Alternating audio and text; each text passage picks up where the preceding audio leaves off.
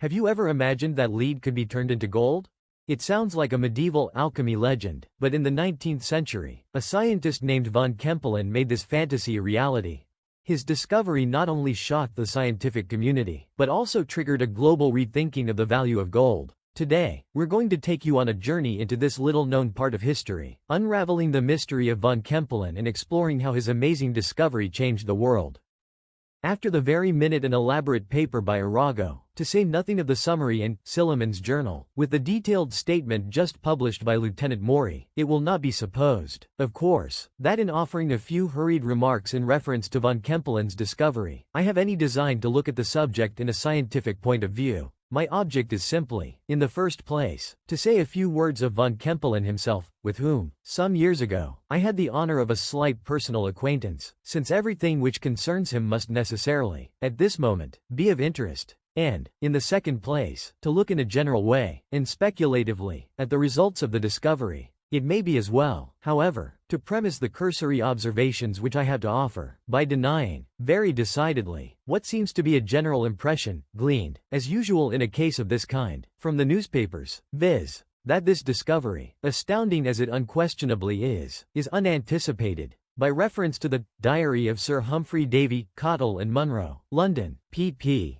150, it will be seen at pp. 53 and 82, that this illustrious chemist had not only conceived the idea now in question, but had actually made no inconsiderable progress, experimentally, in the very identical analysis now so triumphantly brought to an issue by von Kempelen, who, although he makes not the slightest allusion to it, is, without doubt, I say it unhesitatingly, and can prove it, if required, indebted to the Diary, for at least the first hint of his own undertaking. The paragraph from the Courier and Inquirer, which is now going the rounds of the press, and which purports to claim the invention for a Mr. Kissam, of Brunswick, Maine, appears to me, I confess, a little apocryphal, for several reasons. Although there is nothing either impossible or very improbable in the statement made, I need not go into details. My opinion of the paragraph is founded principally upon its manner. It does not look true. Persons who are narrating facts are seldom so particular as Mr. Kissam seems to be, about day and date and precise location.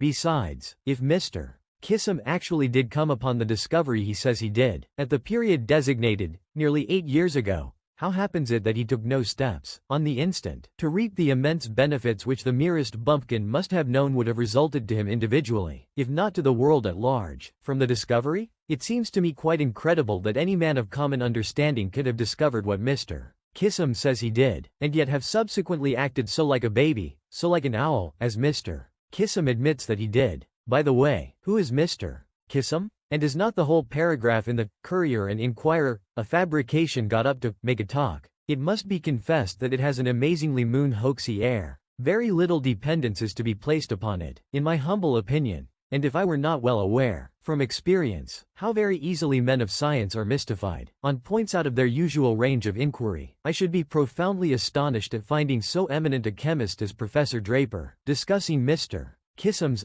or is it Mr. Quizam's, pretensions to the discovery, in so serious a tone. But to return to the Diary of Sir Humphry Davy. This pamphlet was not designed for the public eye, even upon the decease of the writer, as any person at all conversant with authorship may satisfy himself at once by the slightest inspection of the style. At page 13, for example, near the middle, we read, in reference to his researches about the protoxide of azote, in less than half a minute the respiration being continued, diminished gradually and were succeeded by analogous to gentle pressure on all the muscles. That the respiration was not diminished is not only clear by the subsequent context, but by the use of the plural, were. The sentence, no doubt, was thus intended.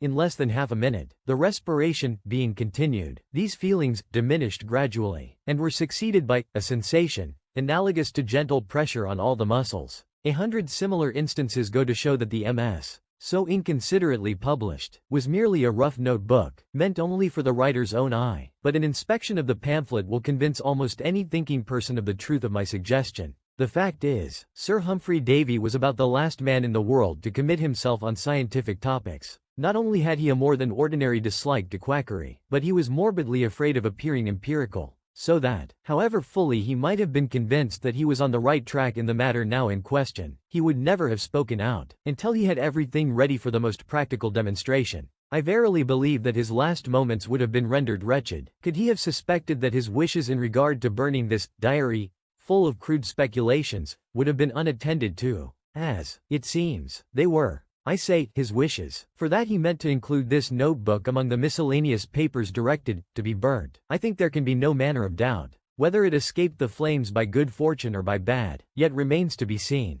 That the passages quoted above, with the other similar ones referred to, gave von Kempelen the hint, I do not in the slightest degree question. But I repeat, it yet remains to be seen whether this momentous discovery itself, momentous, under any circumstances, will be of service or disservice to mankind at large. That von Kempelen and his immediate friends will reap a rich harvest, it would be folly to doubt for a moment. They will scarcely be so weak as not to realize, in time, by large purchases of houses and land, with other property of intrinsic value. In the brief account of von Kempelen which appeared in the Home Journal, and has since been extensively copied, several misapprehensions of the German original seem to have been made by the translator, who professes to have taken the passage from a late number of the Pressburg Schnellpost. Vila has evidently been misconceived, as it often is, and what the translator renders by sorrows is probably leiden, which, in its true version, sufferings, would give a totally different complexion to the whole account. But, of course, much of this is merely guess, on my part. Von Kempelen, however, is by no means a misanthrope, in appearance, at least, whatever he may be in fact. My acquaintance with him was casual altogether, and I am scarcely warranted in saying that I know him at all. But to have seen and conversed with a man of so prodigious a notoriety as he has attained, or will attain in a few days, is not a small matter. As times go,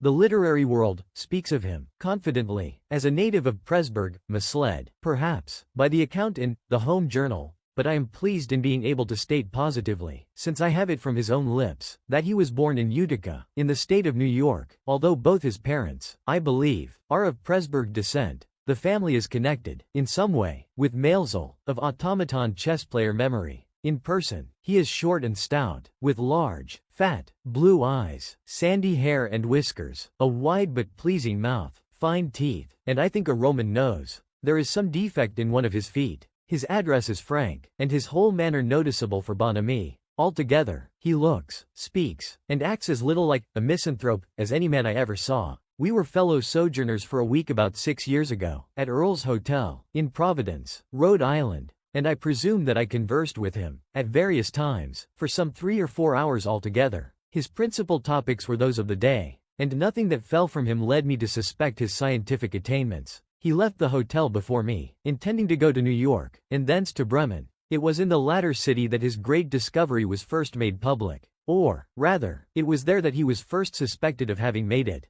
This is about all that I personally know of the now immortal von Kempelen, but I have thought that even these few details would have interest for the public.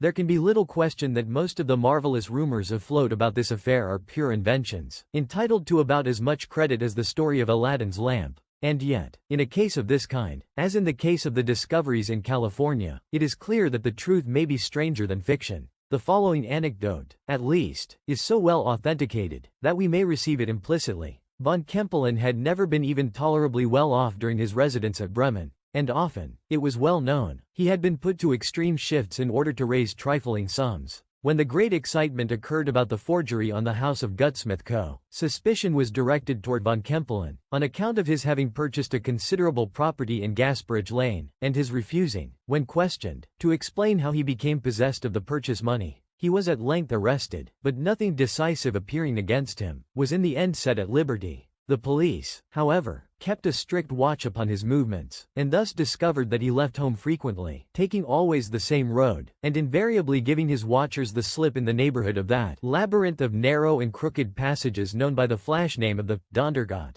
Finally, by dint of great perseverance, they traced him to a garret in an old house of 7 stories, in an alley called Flatsplots, and, coming upon him suddenly, found him, as they imagined, in the midst of his counterfeiting operations. His agitation is represented as so excessive that the officers had not the slightest doubt of his guilt. After handcuffing him, they searched his room, or rather rooms, for it appears he occupied all the mansard. Opening into the garret where they caught him, was a closet, 10 feet by 8, fitted up with some chemical apparatus, of which the object has not yet been ascertained. In one corner of the closet was a very small furnace, with a glowing fire in it, and on the fire a kind of duplicate crucible, two crucibles connected by a tube. One of these crucibles was nearly full of lead in a state of fusion, but not reaching up to the aperture of the tube, which was close to the brim. The other crucible had some liquid in it, which, as the officers entered, seemed to be furiously dissipating in vapor. They relate that, on finding himself taken, Kempelen seized the crucibles with both hands,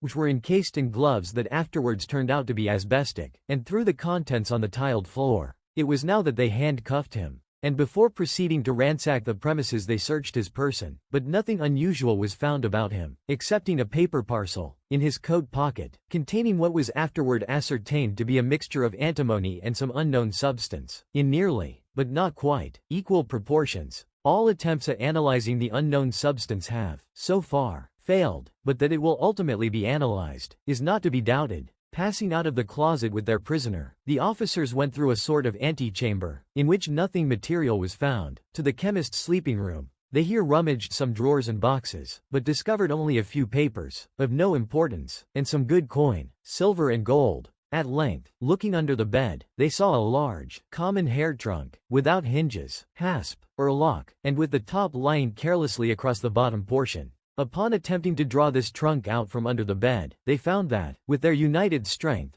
there were 3 of them, all powerful men. They could not stir it 1 inch. Much astonished at this, one of them crawled under the bed, and looking into the trunk, said, "No wonder we couldn't move it. Why, it's full to the brim of old bits of brass," putting his feet, now, against the wall so as to get a good purchase, and pushing with all his force, while his companions pulled with all theirs. The trunk, with much difficulty, was slid out from under the bed, and its contents examined. The supposed brass with which it was filled was all in small, smooth pieces, varying from the size of a pea to that of a dollar. But the pieces were irregular in shape, although more or less flat-looking, upon the whole, very much as lead looks when thrown upon the ground in a molten state, and they're suffered to grow cool. Now, not one of these officers for a moment suspected this metal to be anything but brass. The idea of its being gold never entered their brains, of course. How could such a wild fancy have entered it? And their astonishment may be well conceived, when the next day it became known, all over Bremen, that the lot of brass, which they had carted so contemptuously to the police office, without putting themselves to the trouble of pocketing the smallest scrap, was not only gold, real gold, but gold far finer than any employed in coinage, gold, in fact, absolutely pure, virgin, without the slightest appreciable alloy. I need not go over the details of von Kempelen's confession, as far as it went, and release, for these are familiar to the public. That he has actually realized, in spirit and in effect, if not to the letter, the old chimera of the philosopher's stone. No sane person is at liberty to doubt. The opinions of Arago are, of course, entitled to the greatest consideration, but he is by no means infallible, and what he says of bismuth, in his report to the Academy, must be taken cum grano salis. The simple truth is, that up to this period all analysis has failed. And until von Kempelen chooses to let us have the key to his own published enigma, it is more than probable that the matter will remain, for years, in statu quo. All that as yet can fairly be said to be known is, that, pure gold can be made at will, and very readily from lead in connection with certain other substances, in kind and in proportions, unknown. Speculation, of course, is busy as to the immediate and ultimate results of this discovery, a discovery which few thinking persons will hesitate in referring to an increased interest in the matter of gold generally, by the late developments in California. And this reflection brings us inevitably to another, the exceeding inopportuneness of von Kempelen's analysis. If many were prevented from adventuring to California, by the mere apprehension that gold would so materially diminish in value, on account of its plentifulness in the mines there, as to render the speculation of going so far in search of it a doubtful one, what impression will be wrought now, upon the minds of those about to emigrate, and especially upon the minds of those actually in the mineral region, by the announcement of this astounding discovery of von Kempelen? A discovery which declares, in so many words, that beyond its intrinsic worth for manufacturing purposes, whatever that worth may be, gold now is, or at least soon will be, for it cannot be supposed that von Kempelen can long retain his secret, of no greater value than lead, and of far inferior value to silver. It is, indeed, exceedingly difficult to speculate prospectively upon the consequences of the discovery, but one thing may be positively maintained, that the announcement of the discovery 6 months ago would have had material influence in regard to the settlement of California. In Europe, as yet, the most noticeable results have been a rise of 200% in the price of lead, and nearly 25% that of silver.